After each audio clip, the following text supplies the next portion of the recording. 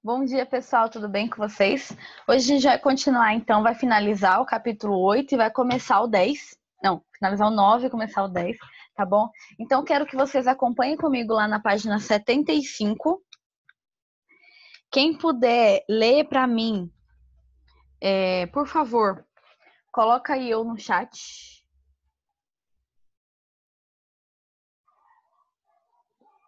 Na verdade, a gente já leu um pedaço, né? A 75 a gente já finalizou. Não, a gente leu o primeiro parágrafo, só disso aqui. Aí a gente vai ler esse e a outra página, mas aí a gente acaba esse capítulo. Várias pessoas podem falar eu, tá? Que fica melhor. Estou anotando. Tá. E a gente estava falando sobre algumas situações tensas, né, que o nosso território estava vivendo, sobre se continuava firme um território só ou se ia separar, tá bom? E aí tivemos a Confederação do Equador.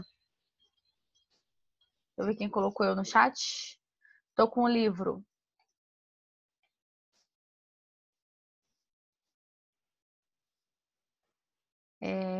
Maria Isabel, começa com você. Lê, por favor, esse parágrafo aqui.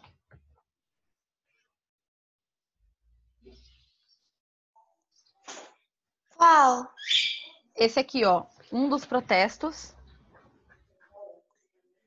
Um dos protestos mais significativos ocorreu pouco depois que a Constituição foi imposta, em julho de 1824, e rompeu a chamada Confederação do Equador.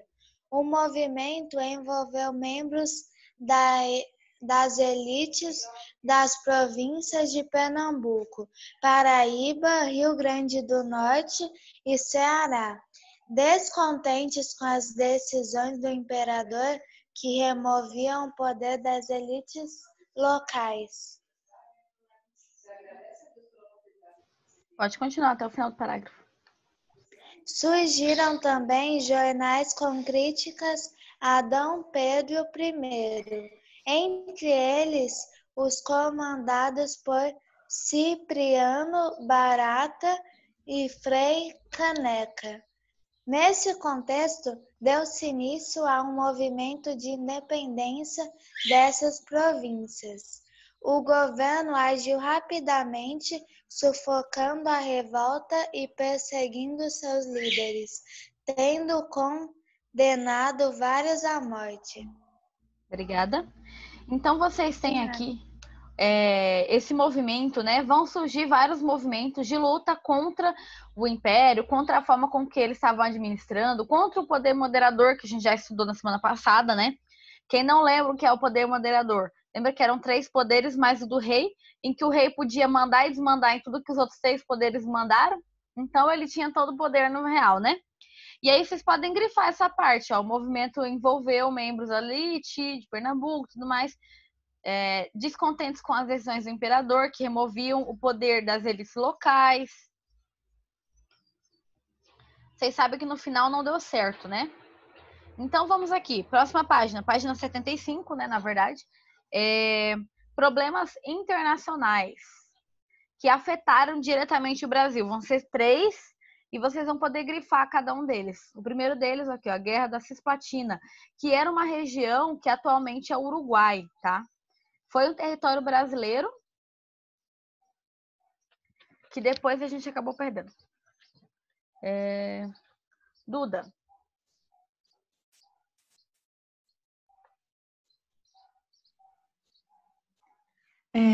Problemas internacionais.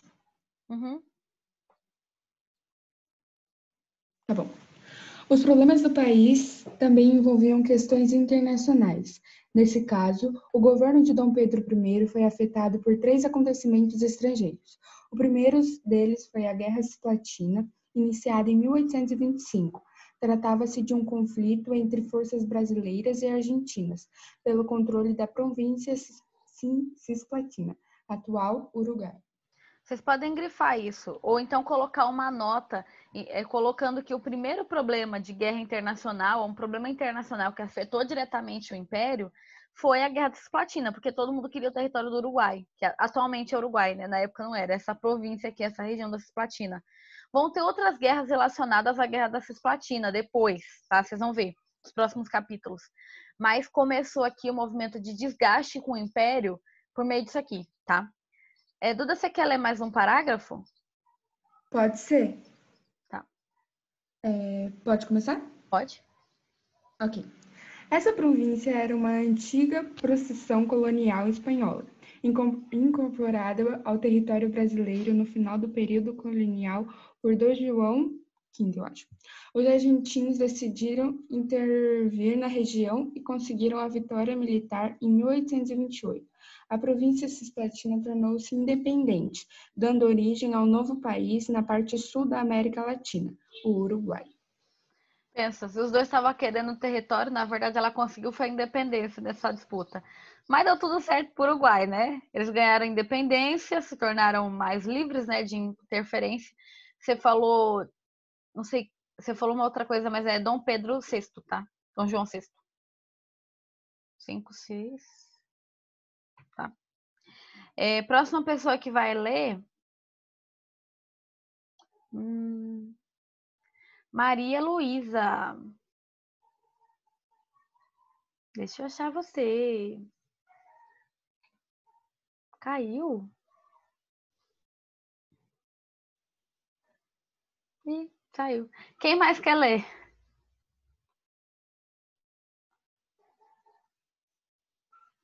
Ninguém mais quer ler?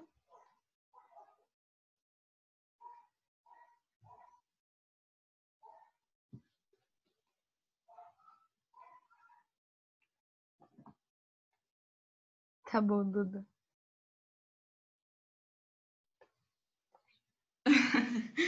Tá bom, eu vou ler aqui o outro. O Brasil teve ainda de arcar com os altos gastos provocados pela guerra, o que levou ao enfraquecimento da economia e obrigou o governo a aumentar impostos e a tomar outras medidas econômicas impopulares. Tais medidas reforçaram as críticas de setores das elites contra o governo de Dom Pedro I. Continua? O segundo acontecimento internacional que afetou o governo de Dom Pedro I foi a questão da sucessão do trono em Portugal. Com a morte de Dom João VI, em 1826, quem deveria assumir a coroa era a filha de Dom Pedro I, Dona Maria, que na época tinha apenas 7 anos de idade. O irmão do imperador, Dom Miguel, organizou um golpe para assumir o trono. Diante disso, Dom Pedro I decidiu intervir na disputa. As elites brasileiras viram tal atitude como exemplo de descaso do imperador com a realidade brasileira, o que abalou ainda mais o prestígio e a autoridade de Dom Pedro I. Vocês pensam, né? Tava acontecendo uma disputa de poder lá pelo governo de Portugal. Então, vai ser necessário que ele comece a intervir lá de novo. Vocês vão ver que daqui a pouco ele acaba voltando. Lembra que ele teve o movimento do Fica, né? Em que ele fica fica no Brasil, desiste meio que de ir para Portugal, né? Só que uma hora não vai ter como. Ele vai acabar indo, sim. Até para garantir que mantenha ali na sua linhagem, né, o trono. Então ele decide intervir ali com o tempo. Podem ir grifando essas partes, tá? Lembra tudo isso? Entrando em guerra que não devia, entrando em fator que não devia, lá no outro lado do continente, o pessoal, as elites aqui vão achar que o Brasil está saindo prejudicado porque o imperador não se importa tanto com o território, mas se importa mais com manter o poder, tá? Então várias pessoas vai gerar ali uma grande crise e um desgaste entre o imperador e o próprio território brasileiro. Espera aí.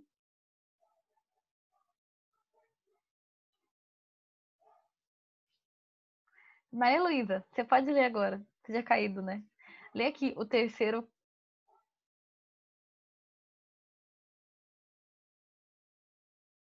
Não? Gente, quem quiser ler pode colocar no chat, viu? Que eu vou abrindo aí conforme a gente for explicando.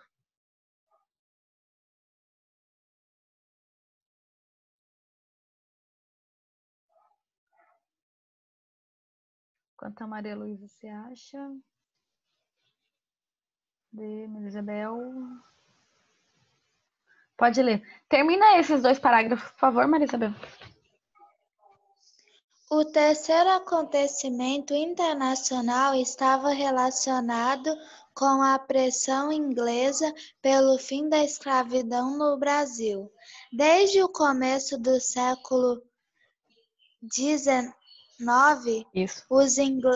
os ingleses pressionavam regiões escravistas, incluindo o Brasil. Ao proibir o comércio atlântico de escravizados, já que essa prática era prejudicial aos interesses econômicos da Inglaterra, após a independência, o governo brasileiro fez um acordo com os ingleses. Estes reconheceriam a existência do novo governo e, em troca, o Brasil criaria uma lei que interromperia o tráfico de escravizados vindos da África. A lei do fim do tráfico foi promulgada em 1831, tal medida provocou um descontentamento ainda maior entre as elites, que dependiam diretamente desse tráfico. Obrigada. Podem grifar essas últimas 3 linhas, viu? Gente, vocês pensam, a Inglaterra, desde o início, lá, desde a Revolução Industrial, estava lutando para que todas as colônias ou todos os países que tivessem algum tipo de relação com ela libertassem a escravidão. Não porque eles eram bonzinhos, a gente é contra a escravidão. Não é isso. Na verdade, a maioria deles era porque, com a Revolução Industrial, eles precisariam de mercado consumidor. Se as pessoas são escravas, não recebem salário. Se não recebe salário, como é que compra os produtos? Não compra. Então, eles queriam, sim, que a maioria da população fosse livre, tá? E eles vão lutar por isso, vão pressionar a colônia, o Brasil, né, que não era mais colônia, já era um império, mas ele vai pressionar, sim, o Brasil, porque tinha muitas relações, né? A gente dependia de quase tudo que trazia, quase tudo que a gente consumia vinha da Inglaterra. Então, eles vão falar, ou vocês acabam com essa escravidão ou a gente vai parar os comércios. E aí vem a ideia do quando... Já ouviram o termo para inglês ver? É quando você faz uma coisa, mas na verdade ela não está muito bem feita, não está muito estruturada, entendeu? Por que isso? Porque essa lei, o fim do tráfico negreiro, né, que aconteceu aí em 1831, ela não vai acabar com a escravidão, ela só vai proibir com que venham escravos da África para cá. Vai acontecer ainda um pouco depois disso, de modo legal? Vai acontecer. Mas, no geral, realmente, para não ter problema com a Inglaterra, eles vão diminuir, vão proibir com que exista o tráfico negreiro, então não é para trazer escravo. Mas isso não quer dizer que vai acontecer a abolição da escravidão. Pensa o tanto de escravo que não já tinha vindo. Eram milhões de pessoas escravizadas que vieram. E esses escravos vão continuar sendo escravos e vão ser vendidos aqui, trocados de território. Mas ainda assim, tinha alguns comerciantes que viviam disso aqui, exatamente do tráfico negreiro. Então, eles vão ser bem contra seu imperador, vão cair em cima das decisões do imperador sobre isso. E, mais uma vez, vai ser um importante movimento de influência, tá? Quem pode ler pra gente? Página 76.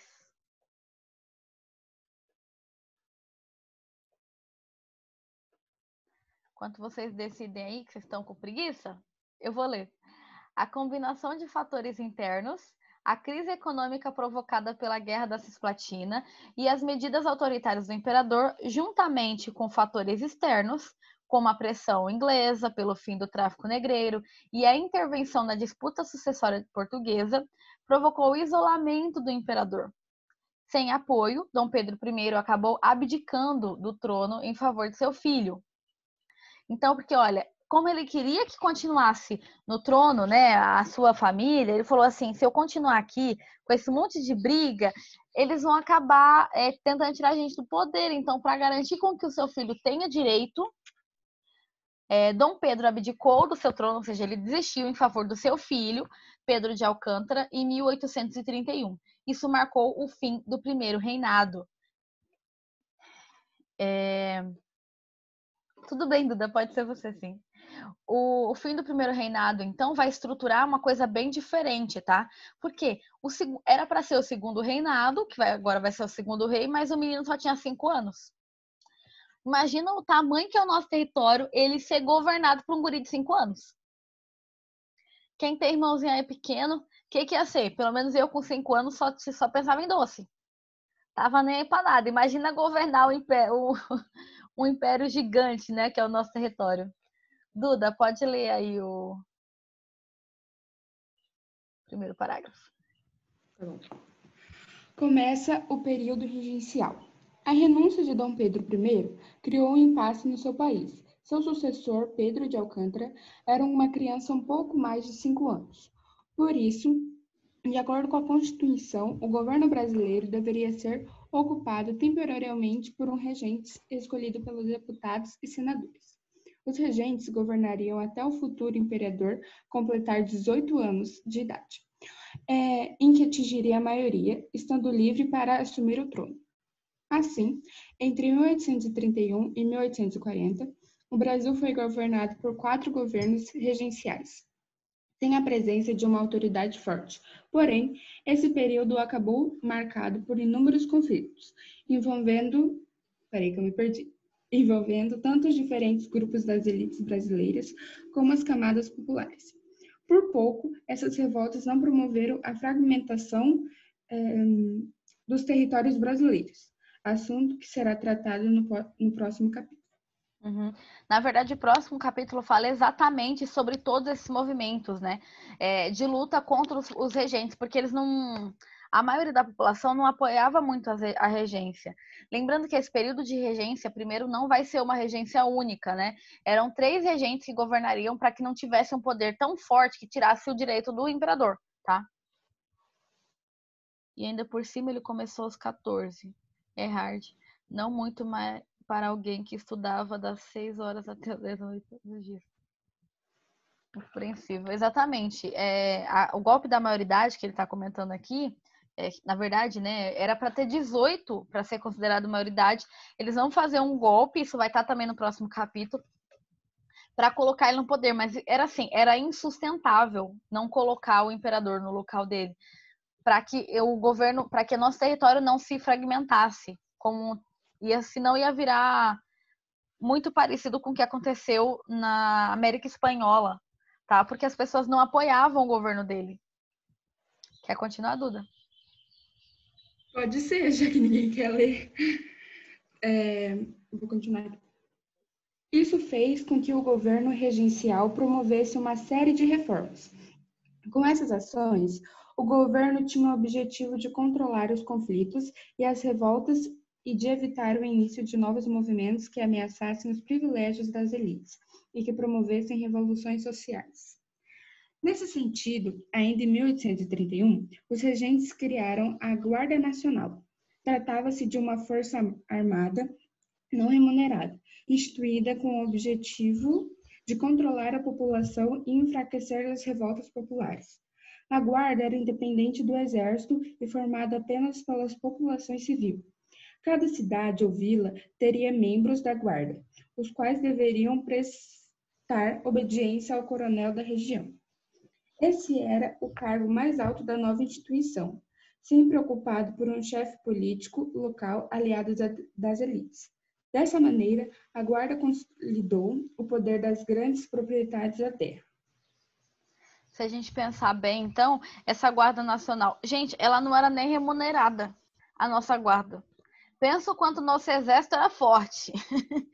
com o nosso território desse tamanho, né, tão difícil de manter tudo isso, vai ser um fator que vai ser difícil também, não só de ataques externos, mas as próprias revoltas e guerras civis.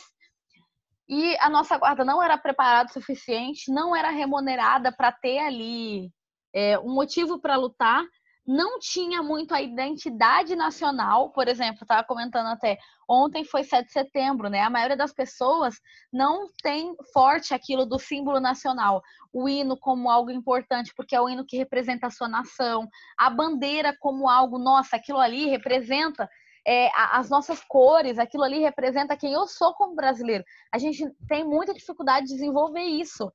desenvolver símbolos nacionais. Na época não eram os mesmos símbolos que nós temos hoje, né? Eram outros, eles ainda iam começar a criar isso, principalmente no segundo reinado, né, que isso é desenvolvido, mas não tinha nada disso. Então, por exemplo, o lema, né, do exército, braço forte, meu amigo, não tinha nada disso. Não tinha lema, não tinha um motivo para eles lutarem, tá? Então, ainda assim, consolida as elites, porque a elite ali garante os aliados, né, por meio dessas pessoas, garantindo alimentação, garantindo local para eles viverem, já que o próprio governo não estava garantindo nada. A pessoa quase que era obrigada, né, a trabalhar, era voluntário. Você cansou, Duda? Se você cansou, eu continuo lendo, não tem problema. Posso ler novamente. Só confirma para mim se a Guarda Nacional era mobilizada. Isso. Tá bom. A Guarda Nacional era mobilizada para conter revoltas que desafiavam a autoridade do governo regencial. Esse papel de manutenção da ordem fazia com que os coronéis e as outras lideranças da guarda ganhassem relevância política. Graças a essa influência, os coronéis acabavam concedendo favores aos indivíduos que moravam em sua comunidade. Um exemplo comum era conseguir a dispensa das pessoas que sofreram recrutamento compulsório para o exército. Em troca dessa dispensa, a pessoa passava a dever favores ao coronel. Essas trocas de favores fortaleciam os coronéis e transformavam em figuras de grande autoridade nas comunidades locais. Por essa razão, elas deram origem a um sistema político conhecido como coronelismo, no qual o coronel passava a ter grande influência sobre a vida e as decisões políticas da comunidade onde vivia. Esse processo se constituiu nas décadas seguintes e se tornou a principal marca da política brasileira na virada do século XIX para o século XX. Como você estudará no próximo ano, a Guarda Nacional só seria extinta em 1922. Gente, esse movimento de coronelismo é muito importante, é uma coisa que cai muito em vestibular e é uma coisa que vocês estão estudando agora, então eu preciso que vocês entendam bem esse conceito, tá? De troca de favores. Ainda no Mato Grosso do Sul, a gente ainda tem um pouco dessa estrutura de coronelismo, tá? Mas, basicamente, olha aqui, essas trocas de favores favoreciam os coronéis e os transformavam em uma figura de grande autoridade nas localidades, nas comunidades locais. O coronel que a gente está falando aqui é necessariamente o coronel do exército? Não, nem tinha direito a essa estrutura. Na verdade, eram grandes fazendeiros ou proprietários de terra ou pessoas ricas, tá? Que tinham ali como trocar favores com os outros. Nossa, o ano inteiro agora, quando a gente voltar para falar de Brasil, a gente vai acabar estudando coronelismo, porque é um movimento muito, muito forte, tá? No nosso país. Muito parecido com o caudilismo, que vocês já estudaram quando estavam estudando a América Espanhola, né? No caso do coronelismo, então, como é que funcionava? Eles funcionavam muito no estilo assim. Eu sou uma dona de fazenda maravilhosa, rica, né? E todos vocês trabalham pra gente, tá? Da fazenda. Ou então tem uma vila lá na cidade e vocês podem ser, alguns de vocês são comerciantes lá, tá bom? Só que eu é que tenho dinheiro, porque eu que dou emprego para quase todo mundo, se eu dou emprego para as pessoas, eu também garanto com que você que tem um comércio venda as suas coisas, certo? E aí a gente fazia uma troca de favor. Eu falava assim, se você votar, lembra, eu tenho influência, não só dinheiro. Se você votar em tal pessoa que eu quiser, e o voto era aberto, né? As pessoas viam quem estava votando em quem lá na mesa, né? Enquanto escrevia, todo mundo via. Então, se você votar em quem eu quero, eu te dou uma cesta básica por 6 meses, por exemplo. A pessoa tá morrendo de fome, quase não tinha alimentação. Era lógico que aceitava, entendeu? Ah, eu levo seu filho no médico.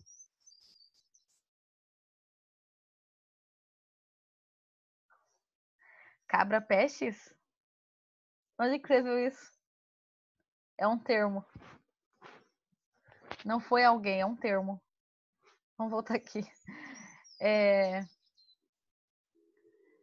Então, basicamente, era uma troca de favores em que eu, por ser influente, e ter dinheiro, garanto algumas coisas para você desde que você faça algo que eu quero, tá?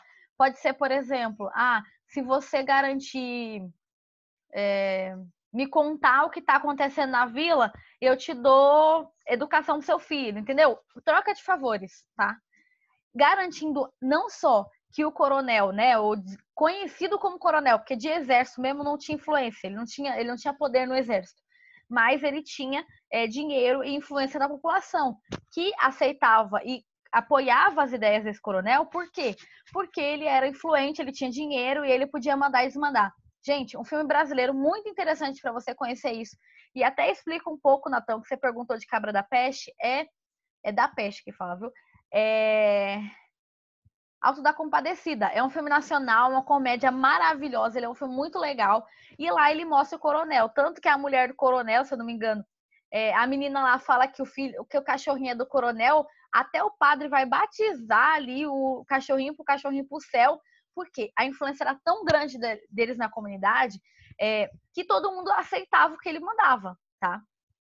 E, gente, isso vai influenciar quem vão ser os líderes do país, quem vão ser os líderes da comunidade, como que vai ser mandado e desmandado nosso país por meio do coronelismo, tá?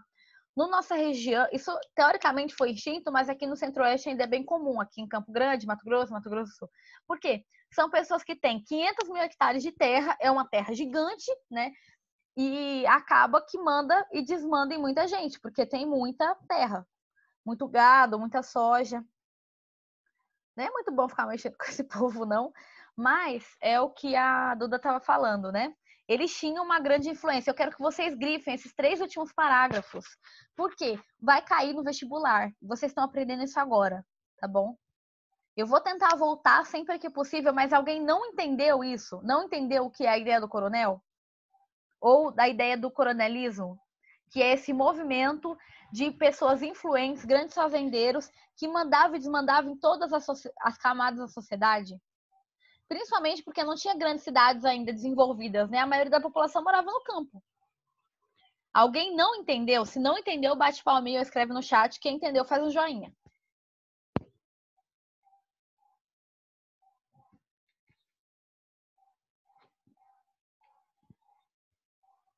Tá bom.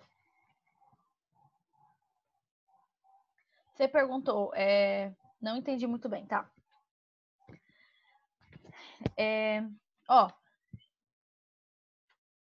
Por que do coronel fazer isso? Porque ele ganhava influência, então ele podia fazer o que ele quisesse.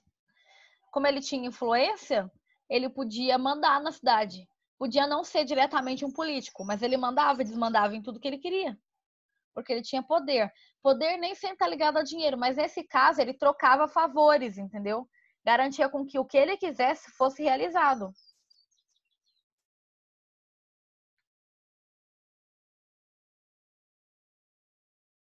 Fez sentido?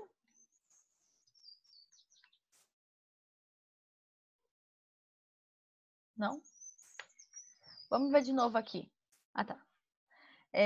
Então, graças a essa influência, os coronéis acabavam concedendo favores aos indivíduos que moravam em sua comunidade. Um exemplo comum era conseguir a dispensa de pessoas, de oferecer o recrutamento compulsório. Então, eles tinham tanta influência na política que eles até conseguiam que as pessoas não fossem parar no exército.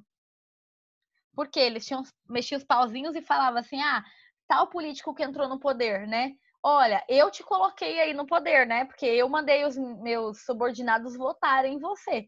Então, você não pode colocar tal e tal pessoa no exército. Tá vendo como ele tinha influência? Ele não tinha influência só nas camadas baixas, mas também nas altas.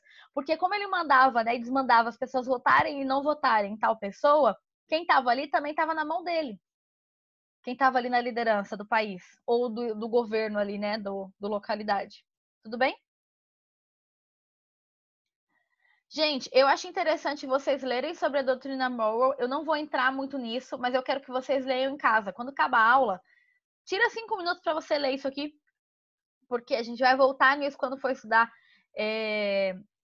A gente não. A professora de geografia vai falar com vocês sobre isso quando for estudar. Vocês já estudaram um pouquinho da doutrina Monroe, né? O América para Americanos, né? Mas é bom vocês estudarem também história. Eu sei que o livro não volta nesse assunto, então dá uma lida, tá? A aula tá acabando, coloca o nome no chat. Vou começar o próximo capítulo, porque eu já tô meio atrasada. Por favor, leiam esse capítulo, tá? Leiam essa página.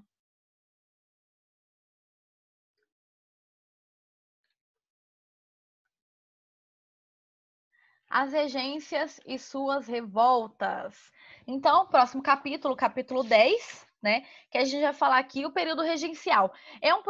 Todo o período, né, de independência demora um pouco a acontecer uma real consolidação em que, apesar da gente ser independente, o próprio governo tinha muitas ligações com Portugal. Então, vai ser um longo processo, não é de uma hora para outra. E 7 de abril de 1831, quando o imperador do Brasil volta, né, abdica o trono e volta para Portugal, realmente o processo ali é dito como o fim, né, da ligação Portugal e Brasil. Apesar do pai dele estar governando lá e ele, teoricamente, governando aqui.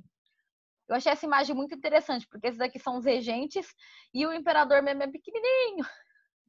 Só 5 aninhos. Então, o período regencial, ele durou alguns anos. Quando Dom Pedro I abdica o trono em nome de seu sucessor, seu filho era apenas uma criança de 5 anos. O período regencial, primeiramente, nós temos de 1831 a 1940. 40 vai ser o golpe da maioridade, tá? Homens eleitos pelas poucas pessoas consideradas aptas a votar. Então, era todo mundo que votava? Não, eram os mesmos que estavam votando antes, né? Aqueles homens, maior de idade, livres, que tinham dinheiro, etc, né? Sabiam ler e escrever. Então, eles vão colocar a gente ali no trono, tá? Ou na liderança, como regente. Primeiramente, uma regência trina. Então, são 3 regentes que vão governar ali a região, tá? O nosso império. No primeiro período, Francisco de Lima e Silva, Nicolau Pereira de Campos Vergueiro e José Joaquim Carneiro de Campos. Vão ser os primeiros, né? Regência trina permanente, depois eles vão ter, primeiro uma que não é permanente, tá? Ela vai ficar ali, uma regência da regência, aí entra uma regência permanente, que contém o José Costa, que são os que foram eleitos, né? Porque precisou de um tempo, né, para eleger alguém. Tá fazendo sentido para vocês ou eu tô falando nada a ver e tá confuso? Se tá fazendo sentido, faz um joinha aí. Então, teve um período da regência até os regentes oficiais entrarem no poder, que são José Costa Carvalho, José Braulio Moniz e o Francisco de Lima e Silva, tá?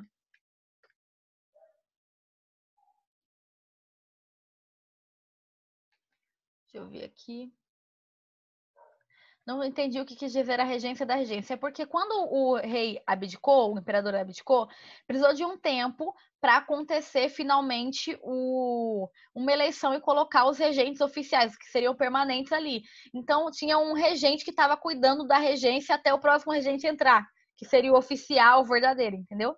Por isso que eu falei a regência da regência. Não é esse termo, mas é só para vocês entenderem que eles não eram permanentes.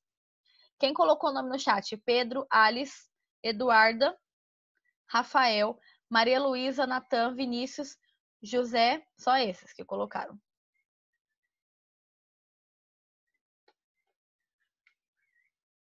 Maria Isabel.